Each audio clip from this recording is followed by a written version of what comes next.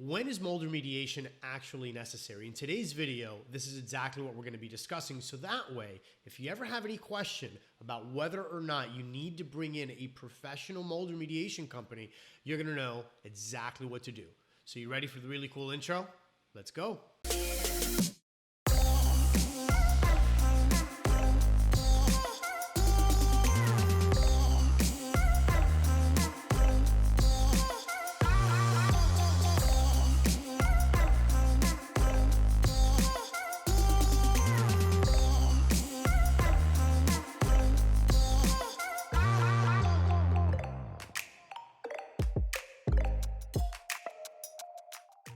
Hey guys, what's going on? It's Rico Garcia, founder of Ecotech Pro, where we discuss here on this channel tips and tricks for mold remediation, water damage repair, biohazard cleanup, and pretty much everything related to the restoration industry. Now, if you enjoy videos like this, I would appreciate it very much if you go ahead and smash that subscribe button. Go ahead and hit the thumbs up. Make sure that you hit the notification bell so that way as we drop new content each and every single week, you're the very first to know all about it. Now, without any further ado, let's just jump right into the video.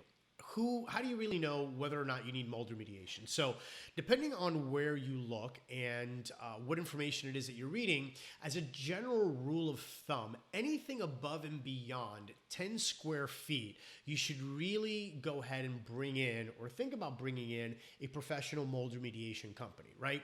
Now, depending on what state you're located in and what the rules and regulations are in that particular state, the very first thing that you should do is, if you think that there is a mold remediation issue, is get in contact with a mold assessor. Don't contact a company like ours that's a mold remediation company first, because there's a reason for this. Number one, a mold remediation company is constantly going to look at everything as if it's a nail, right? Because we're a hammer, we're in the mold remediation industry. If you say, I think I have mold, more than likely the mold remediation company is going to say, you know what? Absolutely, you have mold.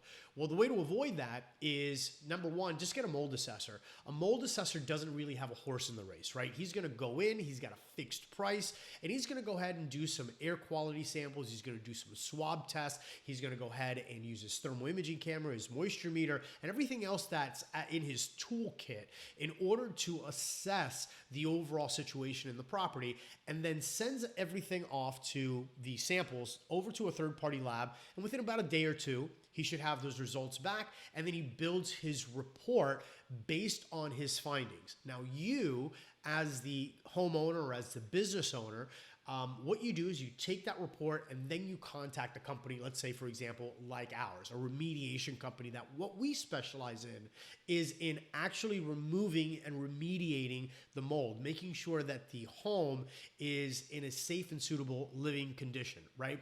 So how do you know if you actually need remediation? Well, that answer is given to you in that mold report, because nothing beats a mold test. Because now, if you have hard data to look at, which is typically given to you in your lab results, you're going to know exactly what the quantities of mold are in the property, what kind of species of mold, what type of mold is in the property, and then also attached with this report is this really amazing, well, depending on the assessor that you use, but there should be a really amazing protocol, meaning a recommendation on what the procedure should be in order to properly remediate the mold. In other words, if there's material that needs to be removed, how much material needs to be removed?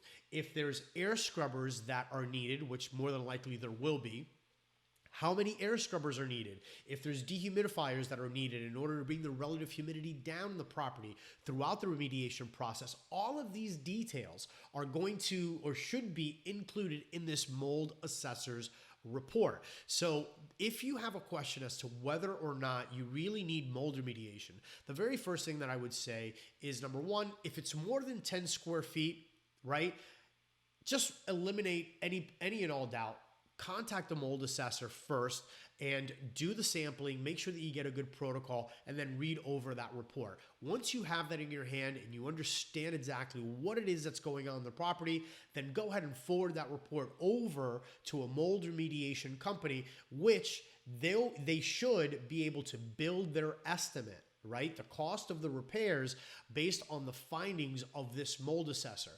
As a side note, you as a homeowner or as a business owner, what this does is it kind of keeps everybody in their lane. In other words, you're not having to be concerned about if a mold remediator is coming in and simply wants to tear up the entire property, right? They want to remove more than what they really need to remove. Maybe they want to remove your kitchen cabinets or your bathroom or your tub or something along those lines. If it's in the mold report, 9 times out of 10, the mold assessor is simply making the recommendation on his findings. And again, there is no monetary compensation for him as far as how big or how small the estimate for the repairs are going to be. So it typically keeps everybody nice and honest, which in the contracting world is kind of a nice thing, right?